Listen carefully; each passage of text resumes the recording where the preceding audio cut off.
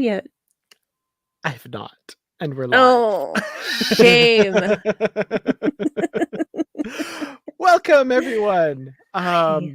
to the Unready room. Unready as always. I'm Dan Gunther. With me, of course, is Brandi Jackola.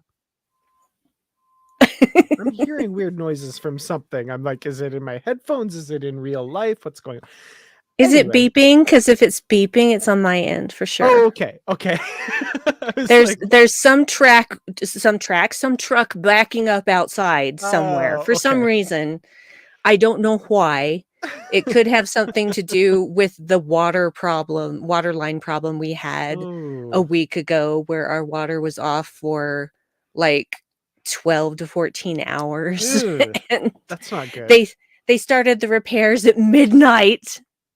I Oh, didn't sleep that night. No, that truck was yeah. loud, and then they were cutting into the concrete, and I'm just like, "Oh, okay, are they dismembering bodies out there? What is that noise?" Just Wow.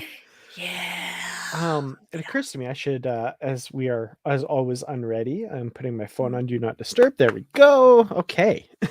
Good job. Good job. Mine's always on silent, like always. Yeah, I should do that, but I don't know. Yeah, it's all good.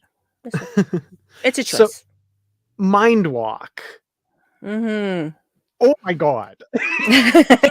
So much I have to say about this episode. Aaron Harvey, I think this sums it up. I'm not sure what specifically you're referring to here, if it's even the episode we're talking about, but I see your comment here, and this is how I feel about the episode that we're going to be Mhm. talking about. Um, Also this, yes, Mhm. holy moly, this episode, Mhm. all the thoughts. Yeah, wow. Okay. I am loving Prodigy so much. Uh, Same. this second half of the season especially has just been like, as I think the young people say nowadays, it's just been fire. Yeah. Is that a thing?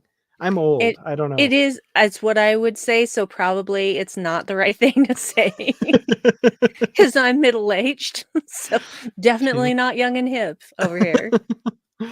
But yeah, this episode is incredible. Mm. As you know, we keep repeating ad nauseum week after week with regards to the show. Yeah, so like I said, we're talking about episode 18 of season 1, Mindwalk. Things are coming to a head, all the things are happening. This one is not disguised like previous episodes have been as like a little side quest that actually has big implications for the plot. It is just all plot, full steam ahead, moving forward with what's going on with some body swapping hijinks, which they're hitting all the Trek tropes, but they're doing it in a way that doesn't feel tired or overused. It's Mhm. so good. Um, Yep. yeah. They have a talent for taking the Star Trek tropes and turning them on their ear, as I like Hmm. to say, or on their head or whatever, but basically taking something that we've seen a million times before and doing something different with it that none of us expected. Yeah, absolutely. And with going just by the title, Mindwalk, like there's any number of Trek tropes that it could have been. My initial thought was, the one that's, even more used often in Star Trek than body swapping, which has only really been a couple times actually. But what I was thinking was like, oh, how many episodes have we had where somebody takes a trip through someone else's brain, right? Like Mhm. Deanna has to enter her mother's mind to help her deal with something, or, you know, Bashir and O'Brien enter Sloane's mind to get the secret formula to cure Odo. And, I was like, ooh, Mind Walk. I feel like it's going to be something like that. But it's definitely more the body swap type, which I was so thrilled about because Brett Gray, first of Oh, all, wow. so amazing. And Kate Mulgrew, Having the time of her life. Having the clearly. time of her life. There's so many times in this episode where I was laughing out loud and almost like watching it through tears of laughter, which is crazy because the first time I watched it alone. And I don't tend to laugh out loud, really loud at things what I'm watching myself. Like laughter is a really communal thing. It builds on other Yes. people. I was in a room by myself, no one else home, crying, laughing out loud at some of the stuff, which we'll get to, I'm sure. But oh my goodness. Oh yes. And the first time I watched this, of course, I watched this with Dave, and I'm just like I was not only laughing, but I was just so blown away by Brett Gray and Kate Mulgrew and how good they were at imitating each other and just devouring it. And of course, as per usual, by the end of the episode, I'm like, we don't be over. Hey, Starfleet person. Thank you for your service. Oh my god. Teamwork makes the dream work. Oh, that was a definite laugh out loud moment for me. Yeah, that whole exchange. You, antennas, you're in charge. Everybody else, keep doing an awesome job. Teamwork makes the dream work. Yeah. The number of finger guns we see in the episode. Perfect. Yeah, and I'm convinced now that he is an Andorian with some Vulcan in him. Just judging by, took a really good look at his ears this time. Yeah. Yeah. Voice wise, he would make a really good Vulcan as well, for sure. Yeah. Well, okay, let's get into the plot a little bit here, because it starts out picking up directly where we left last episode. The Protostar and the Dauntless are nose to nose.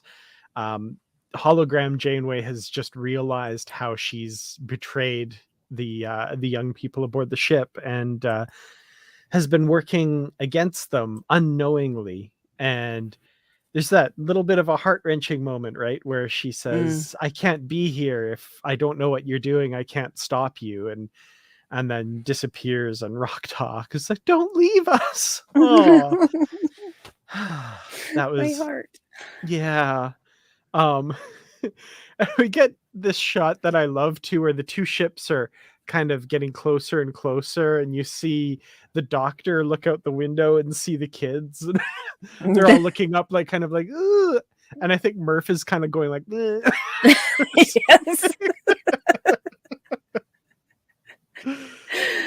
Oh, Murph. What would we do without Murph? We'd be screwed. Nothing would work. Oh, Aaron.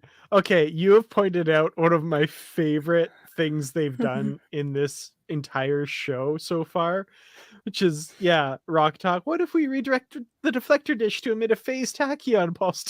And I'm like, this is such a direct shout out to Star Trek fans and Star Trek who reconfigure the main deflector dish, and Tuvok is like, beep, beep, beep, done. Like, oh sure, beep boop. I don't know how to do that. And I swear, Rock Talk looks directly at the camera and goes, oh.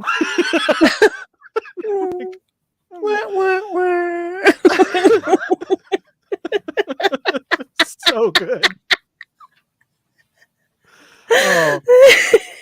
Oh man. Folks watching, both who are live with us here and in the delay later watching it, I don't know what you're expecting from this live stream. It's gonna mostly be us laughing at our favorite bits of this episode, because there's so many good ones. so many. Just the hits just keep on coming. Yeah, absolutely.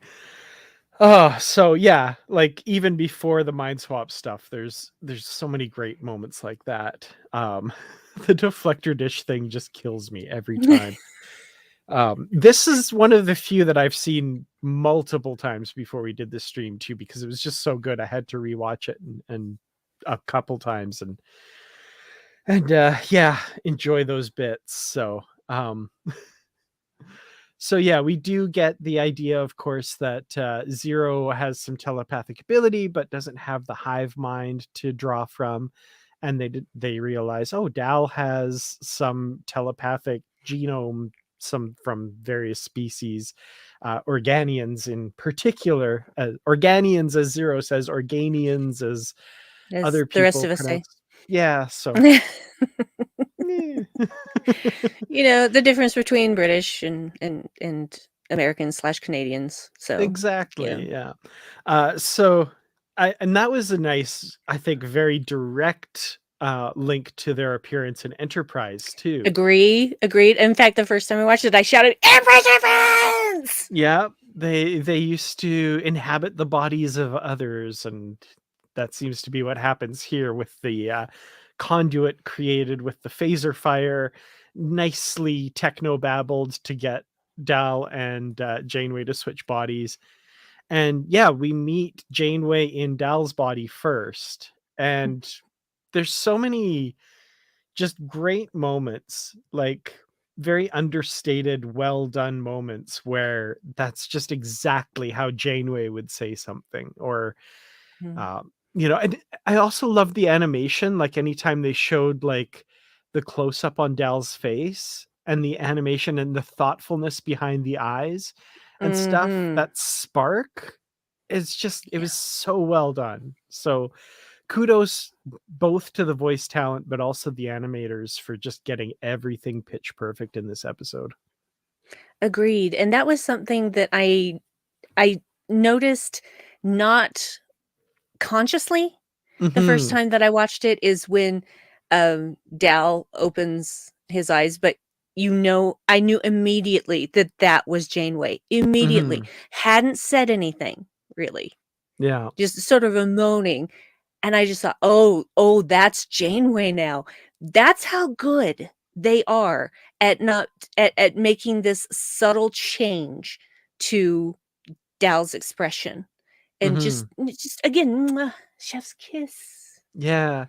And it's such a good imitation because like Brett Gray isn't doing a Janeway voice. No. There's a couple moments where he goes into a bit of a lower register where there's a little bit of that Janeway gravel, but it's not necessarily intentional. It's Yeah. he's not talking like this to Vamp doing a Janeway. It's Mm-mm. just talking with her thoughtfulness and the way she says things.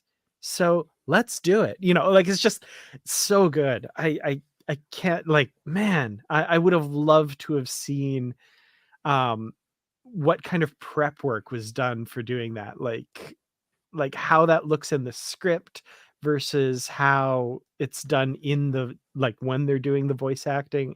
I Yeah, I don't know enough about the industry to like I just want to peek into all of that and know exactly how all of that is done. Yeah, well, maybe when they put this out on Blu-ray, that there'll be a special feature about that. That would be wonderful. I would hope. My words to the producer's ears. Absolutely. I know they're all watching. They watch every week. Mhm. So yeah, as they intuit, if Janeway is in Dal's body, Yeah. then uh-oh. And the animation, of course, is great, and the physicality and stuff, wonderful. Like nothing more can be said about how amazing all of that is. But Kate Mulgrew doing there's so many moments that are just so funny and so good, but not like yeah, there's some slapstickiness and that kind of stuff, but none of it is over the top. None of it is out of character to how Dal would be acting if he were Mhm. there. Like it's just so perfect. My favorite bit, and we're jumping all over the episode, of course, but my absolute favorite bit is where he's looking out the window at his fellow crewmates on the protostar, and they put just the exact amount of a pause in there where they're doing like charades for him to figure it out, and he's like, they've got to stop moving around. It's a message. So good. There was just enough of a pregnant pause there. In which nothing is happening. Like, you're not seeing what he's seeing. It's on him and Janeway's body. Nothing's moving, and he's just like, it's a so good. Oh my goodness. Oh my Oh, goodness. so good. Yeah, and Aaron, this makes total sense to me that Mhm. yeah, they would act it out like they were doing it, and then would have the other person then do that performance as well. That makes sense. Yeah, Mhm. totally. I was actually going to suggest that maybe that's what they did, but Aaron beat me to it, so well done, Aaron, and besides, you Mhm. actually knew the answer, and I would have just been guesstimating, so It makes sense though, yeah, because yeah. it's so perfect. So Absolutely. Um, so much so that like the scene where Admiral Janeway in Dal's body is meeting hologram Janeway, and they do that switch from her perspective, like it's seamless. Like Mhm. it's really well done. So yeah, so good. Yeah. Okay, so Tristan, I Yeah. saw you make this comment earlier on the Positively Trek discussion group, and I was like, "What? Oh yeah, steamed hams reference. One of the best Simpsons scenes ever. Um, that was great. Also, like when he's stretching in her body and then like totally overdoes it, and you can Mhm. tell, Ooh. oh And the thing is that when that happened, I'm like, "Oh, I know that pain. yeah, I know that pain." oh man. Yeah. Um, oh, and Lawrence Todd, yeah.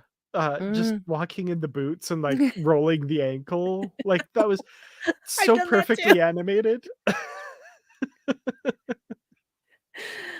Oh, so Oh good. man. So, so good. So many great things. I'm at the wrong end of the ship.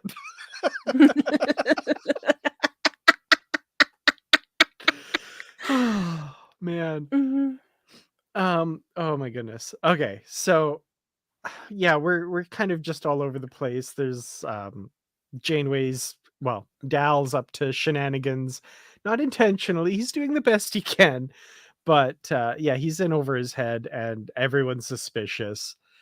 And yeah, it's not going well, Mhm. basically. What's interesting to me is the diviner's part in all of this. I think that was a Mhm. really interesting thing. Obviously not a sympathetic character. We're not gonna get on his side at any point here, really. But some depths to him that's interesting. That so yeah, Janeway is strapped down to the medical exam table because she's been acting erratic, and the diviner frees her and saves her life as she saved his, Mhm. which that's really interesting. And I loved that little bit too where he's talking about his daughter, and Dal, and as Janeway says, I get it. If I would do anything for Gwyn as well. And then walks out, and the diviner's like, wait. Wait, what? Hmm. Yeah. Well, and it's interesting how the diviner says, I have hated Starfleet for so long. I'm paraphrasing, of course. And Yeah. then you rescued me. You showed kindness. I didn't expect that. Hmm. So that kind of has thrown him. And it will be interesting to see how that ripples throughout the two final episodes. Yeah, there's definitely a focus on perspectives and seeing things from the perspective of someone you disagree with or you think of Mhm. as an enemy, right? So I know I said we'll never get on his side or feel sympathy for him, but we might very well. Like, the show's kind of about that, right? Or at least some aspects of it are. So, there might be, I'm assuming, some sort of arc of possible redemption or at least understanding of the diviner at some point. So yeah, we're seeing the Mhm. seeds of that for sure. Well, when you're he's been in this timeline for 20 odd years, Mm-hmm. and he basically is, Dreadnought's just an echo chamber, Yeah. and so there's no one to confront him and say, "This is not what you think it is." There's no Yeah. one there to do that. It's just all about the mission, the mission, the mission. And Gwen is the wrench that's thrown into the works is by creating a progeny. Yeah. Um, he has already altered his perspective, but it's now at a point where he has to make a choice on what he's really going to do. What is he really going to do? Is the mission more important than Gwen? Mm-hmm. Now that he knows that Starfleet isn't what he thought. Yeah. Guess we'll find out. Yeah, absolutely. And there's some interesting themes there about indoctrination and just being Mhm. raised to believe something. And now, like you say, he's been in this timeline for 20 years, but he's never really come face to face with Starfleet or like the real Starfleet. And now he's experiencing that, and especially in that condition where he had lost his memories. So it made him more open, more receptive to just dealing with these people as just people, rather than with all of those preconceived notions that you're going to use to judge someone before you get to know them. And I Mhm. think that was a kind of master stroke of writing this, so that it gives him that experience. That was really cool. Yep. Yep. Well, when you've been told a thing your entire life, but you didn't necessarily experience it, Hmm. it's interesting. We can all have very set beliefs until something challenges those beliefs to the point where we're faced with evidence that show us, oh, I was actually wrong about this situation. And people can go a couple of ways when that happens. They can either double down and just ignore what they know, or they can actually start to ask questions of themselves and of others and try to find out what the truth actually is. Hmm. And I just, I would like to see the diviner do that. Whether he will, I don't know, but I would like to see that from him because I didn't expect him to get to this point. I didn't Hmm. expect him to understand, oh, Starfleet actually helps people. They helped me. Yeah. So, And in season 1 too, like, mhm. that just makes me wonder, where is this show going? Like, the places it could go. Everywhere! It's Yeah, going everywhere. so good. So um I also want to highlight this comment by Aaron, because I love that about this mhm, episode too. The idea of Dal, like, trying to figure out Janeway's body. That's something that, like, so many times somebody takes over someone's body or whatever in Star Trek, and it's just like they're acting too natural, they're acting too normal. I feel like it would be a lot of work, like even mhm, just a couple centimeters difference, or a bulkier body versus whatever. It just, like, I can't imagine what that experience would be like. So I like that they work that in, and especially with the stretching and like, oh, my body can't do that. Oh my goodness, or something like that. That was great. well, I would say a way to get a little taste of that, put on a pair of high heels and try Yeah. to walk around in those and see how that works for you, because, it changes the entire way your body balances itself, Ugh. and Yeah. not necessarily in a good way. So, I feel like I probably tried when I was a kid, and it was not a good experience. mhm.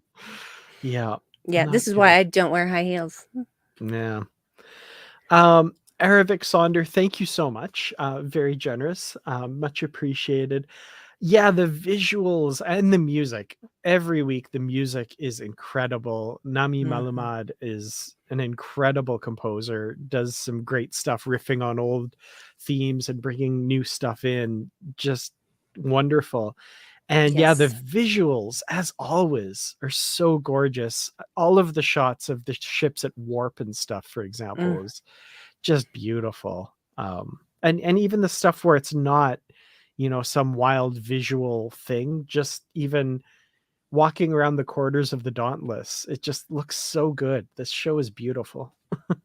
It is. It has been from the start, and I think it gets even more beautiful as we go. Hmm.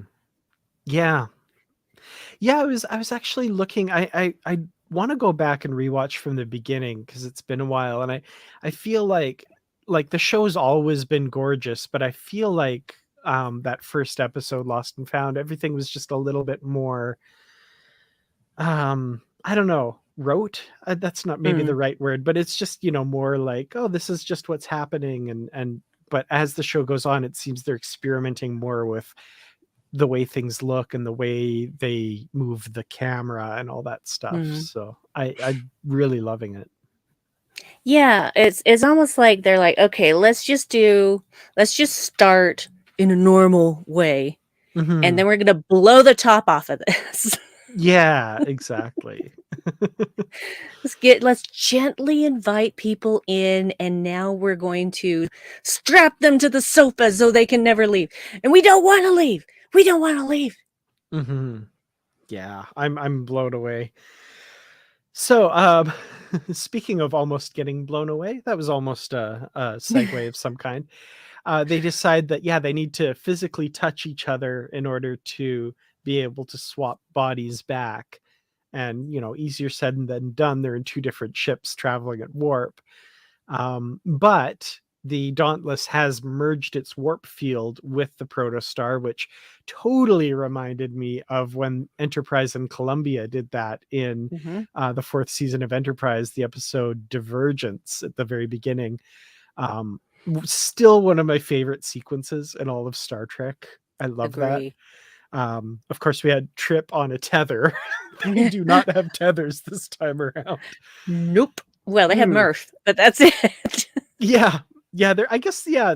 Um, she, yeah, Janeway as Dal has a tether, but yeah, I was kind of when Dal and Janeway's body was like, okay, here goes. I was like, oh my god, okay. I Whew. was like feeling upset at that point because you're in a warp bubble between two ships. You have nothing to hold on to.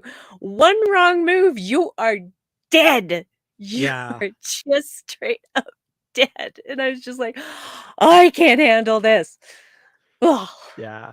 That was one moment where I kind of realized some of the brilliance of how this show has done things too, because Dal has experienced a number of things that have led up to that moment. So, Mhm, like, he knows how to put on and wear an EV suit because they've had to do that a couple times. And then the episode I, Asylum, where they have to launch themselves from the station that's spinning to mhm, the protostar. So, they have to aim at a certain spot and jump at a certain time. And like, I think if he hadn't have gone through those things, like he wouldn't have been able to do that this time around. So it's subtle, but I feel like they've peppered in little experiences that have led up to, okay, at this moment he has to launch himself right at the protostar, and this is how he's going to have to do that in mhm. someone else's body too, which is a whole other. Hmm. Mm. But yeah, I love that. I just thought that was nicely worked in, if that makes sense. Agreed. Yeah. And interesting, I never really thought about a ship using a tractor beam at warp. Hmm. Hmm. Is it something we see very often? We've seen it a few times, But not not very often. often. They do talk about the one time that pops into my head, they do talk about, like, you want to do that at warp. So it's doable, but not that common. Maybe I think Mhm. the one I'm thinking of is there's a runabout that's unmanned that's um, on some trajectory to throw itself into the sun, and Kira and Dax are on another runabout and they I remember lasso it. that one. Yep. Yeah. Mhm. Yeah, they lasso it. Rope tricks, Mhm. Jadzia calls it. But yeah, that's the one time I remember. And I remember Kira being like, you want to do that at warp. Yeah. Yeah, it's not common. It's Uh, sounds dangerous, you know? Sounds dangerous. no.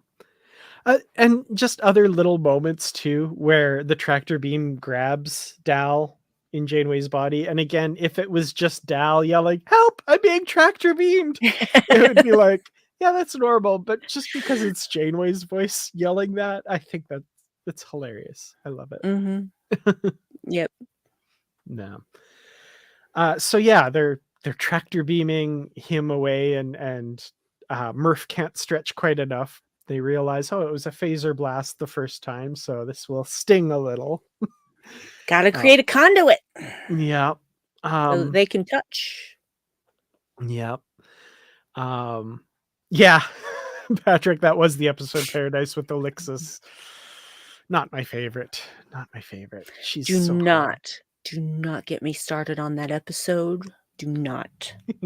I have words Yeah. for that episode. The absolute best thing in that episode is Avery Brooks, because that man is incredible Mhm. in everything. But in that episode, I don't know what it was last time I watched it. I was like, but Avery Brooks is just so damn good. It is so he is so good. He's the best thing about that episode. But it's still one of those things I cannot watch it unless I am having to watch it for like a podcast or something No, because it makes me so angry. I hear So you. angry. So, yeah, Lawrence, we're gonna talk about that because that was wonderful. This whole plan to go out into space like that, Janeway basically says, actually, I'm gonna, um, you mean you want me to exit a starship, go to the middle of a warp bubble, and make physical contact with my own body? Listen, I was once transformed into a salamander. Nothing can be as difficult as that. Let's do it.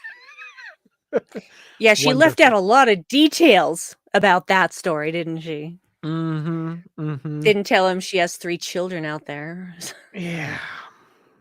Yeah, that's awkward. with her pilot, Such a weird episode. Oh man. one of whom Um is named Anthony, apparently? Isn't that his name? And where are the other 2? We know where Anthony is, but where are the other 2? I don't know. Anthony's on the farm, but where are the other 2? Oh, yeah. This I wanna know. That was yep. Co come on, Lower Decks, answer that question for me. Oh, that was yeah, that was a thing. Um yeah, she doesn't elaborate too much. I Good. also I also really liked her telling Zero, this is not my first rodeo. It's a What's a rodeo. rodeo? I love the idea of like in a quiet moment, Zero's gonna look up what a rodeo is and be even more Mhm, confused. mhm. Just be like, And probably horrified. yeah. Mm. Oh man.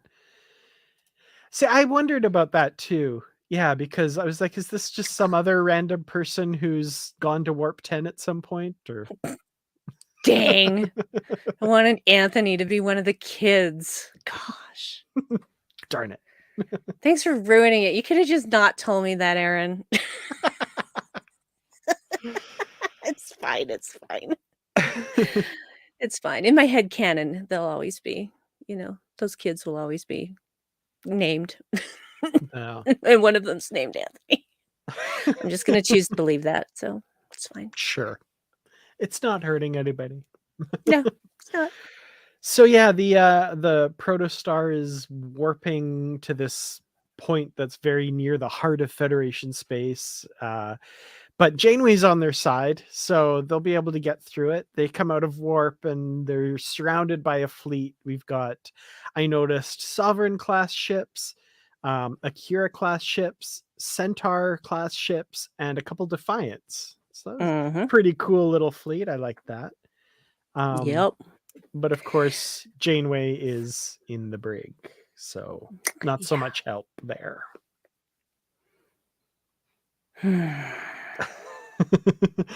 I love the moments that these episodes end on. They're just so great at grabbing you and getting you into the next episode. So I have not watched the next episode though. I cannot wait to see how they get out of this one. I did not want to just for this discussion though, because I was like, I'm going to hold off just so that I'm, fresh for this discussion. But yeah, that's quite the place to leave us.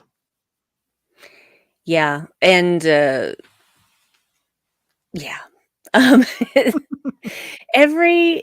much every episode of Prodigy, when it ends, I'm like, no, I need more. And so when we got the final 5 screeners, we did watch one, and then we watched a couple of days later, we watched another one. And then when we got to the final 3, it was like, nope, we have to watch all these in one go. Just boom, boom, boom. And it was well worth the time, of course. No. So I can't obviously say anything about it, but it's a marvelous show. I can say that. I can't say that I can't wait to watch them, because obviously I can, I guess. It's hard, trust me. It's very difficult, but I'm very excited to see how this wraps up. And but speaking of wrapping up, we're talking about this episode and how it wrapped up. So is there anything, Brandi, that we haven't talked about that you want to discuss? And yes. Oh, by all means. Yes. Admiral Janeway rebooting Janeway hologram. Oh yes, we didn't talk about that. Yeah. Some interesting things happening there. So, she basically said, I can't fix what you've done, but I can fix you. And basically rebuilds her corrupted files. And very, very interesting, the things that the hologram suddenly remembers and still doesn't know what we know about Chakotay. So, yeah. And just the tightening of her hands while she's looking at that. Anyway, but I'm happy now that we don't have to worry about hologram Janeway doing any more things at the behest of the living construct. Yeah, that was nice that they that's kind of put to the side now. Another thing with that scene between the two Janeways that I just loved was the mention of Janeway's sister Phoebe, which I believe on the television show Janeway might have mentioned a sister, but the name Phoebe actually comes from the novels. And I think it was first mentioned in Mosaic, which was by Jerry Taylor. So as close to canon as you can get, without actually being completely canon. But then she's also been mentioned in like the Kirsten Beyer post finale novels, and most recently in the autobiography of Catherine Janeway, which was edited by Una McCormick. So she's really good editor. She's done a lot of those. Yeah. So the fact that that's made it into canon now, the name Phoebe, I love that. That's so good. That makes me very happy. Yeah, and the funny thing is I didn't even notice that at first. Because I'm just like, oh yeah, Phoebe. And then I realized, oh wait, that was only in the books. Yeah. And that line, come on, Kate, make something great out of that mess. That's wonderful. Like, I just love the writing on this show. It's so good. Yes. Ah, Yeah. man. Well, final thoughts and ratings for Mindwalk, and that goes for you, Brandi, and of course the fine folks in the comments as well. And I don't know if Donnie Pearson is here right now today, but I missed your rating last week, and I saw your comments afterwards, and I felt really bad, and I'm sorry. I don't think you're here right now, but I will He'll make a watch later. special effort to get everybody's ratings this time, and my profound apologies. I Yep. pinned your rating, by the way, in the comments. I pinned it at the top of the comments for the last video, so Yep. it's a little consolation. Yeah. This episode, this type of episode could be frustrating, and in other situations probably would be, but these writers know what they're doing, obviously, and they know how to capture an audience with a trope done in a new way, which is it's a talent. It's a really big talent, and I loved every second of this, laughed out loud for a lot of it, and just really enjoyed I mean, there every time I watched it, like, I've watched it 3 times now, and I see something new every time, something Mhm. I missed the first time, some little, facial expression or something in the background or what have you, and I think this was a fantastic episode. It was interesting, there were high stakes, and finally Janeway knows the truth about these kids, and I wasn't sure that was gonna happen this season, but again, I've got that '80s and '90s mentality of television still stuck in my brain that is a hard thing to get rid of, and so I give this Totally. one big, huge diviner hiding manacles behind his back as he's walking back to his quarters and nobody notices. Oh man. Um I loved like just how out of sorts the fact that they switched bodies put the diviner and Essentia and all of like the diviner opens the closet, she's not there, and he's like, oh crap. Mhm. And Essentia on the bridge with the phaser, and she's like, okay, never mind. "Admiral, you're here." Oh, that was wonderful. Yeah, there's so many great things in this episode. The acting, the voice acting is just so amazing.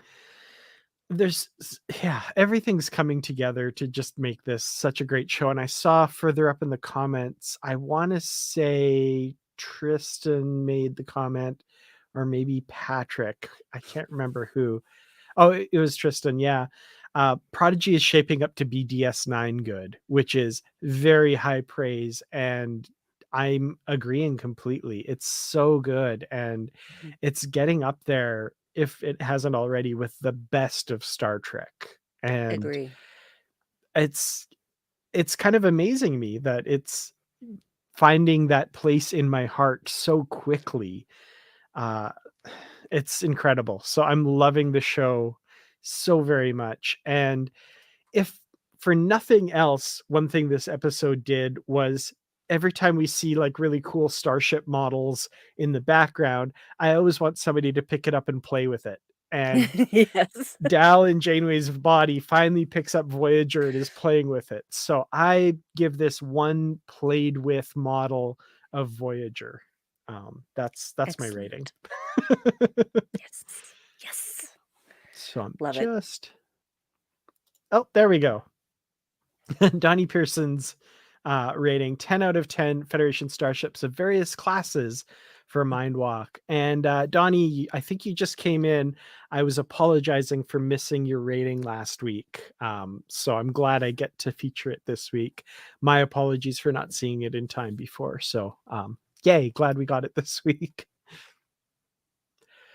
So, yeah, with that said, I guess we've just got what is it? Supernova Part 1 and Part 2 to cap off the season.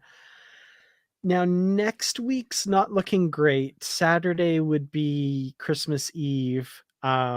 which in and of itself is a good enough reason to not be able to do a live show. Unfortunately, the reason I can't do a live show is I'm working late that night.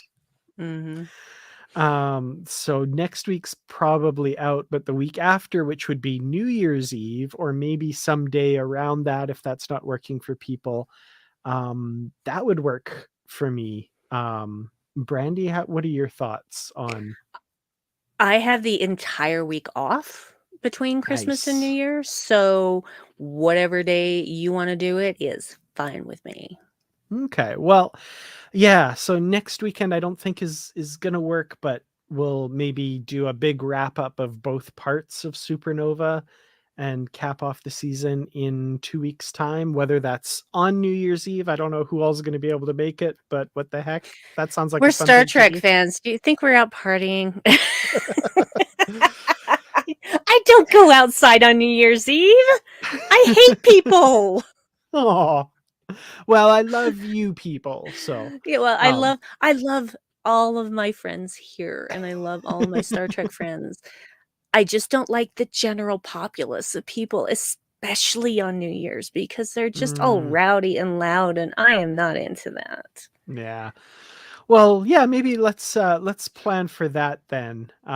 We'll do a double episode of the two-parter and finish off Prodigy, and then after that, I guess probably no new Trek until Picard season 3 in February, it looks like. So we'll get a little bit of a break in the new year, I guess. What if Well, I don't want a break? I'm sorry. It's fine. It's fine. It's fine. All right. Well, thank you all so much for watching and joining us this week. Really do appreciate it. And we'll see you in a couple weeks for Supernova, which I'll note is the name of the two-parter, but also the name of the video game and the name of the tie-in novel that goes with the video game that's coming out next year. Um, is it all related? I honestly don't know. I've not seen it and I've not played the game, so I have no idea. But oh boy, I'm fascinated. I have played some of the game. I haven't finished it yet. I've looked at it. I haven't bought it yet. I'm thinking about it though. Maybe when I have some free time over the holidays. But yeah, we'll see. All right. Well, good night, everybody. Thank you so very much. Merry Trekmas to all, and live logs and proper, Live and live logs and long and proper. prosper. Bye, everyone.